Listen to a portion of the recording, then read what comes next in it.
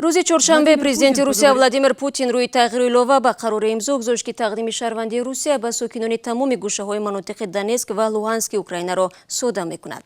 بعد پیروزی ولادیمیر زلنسکی در انتخابات پرزیدنتی اوکراین در تاریخ 21 اپریل، پوتین قرار را امضا کرده بود که بر پایه آن تقدیم شهروندی روسیه برای ساکنان بعضی مناطق دونتسک و لوهانسک را که زیر نظارت جدایی‌خواهان رو به مسکو قرار دارند صادر نمود. ممالک غربی و اوکراین این اقدام را کوششی زیر سوال گذاشتن صاحب استقلالی اوکراین عنوان دادند. مقامات اوکراین اصرار می‌ورزند که شناسنامه در چنین حالت تقدیم شده قانونی نیست.